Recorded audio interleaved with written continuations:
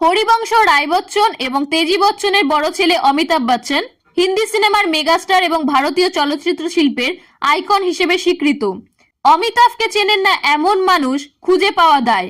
কিন্তু জানেন কি, অমিতাভের একজন ভাইও আছেন, তার নাম অজিতাভ বচ্চন। জাঁকজমকের পৃথিবী থেকে দূরে নিরিবিলি জীবন কাটাচ্ছেন অজিতাভ বচ্চন।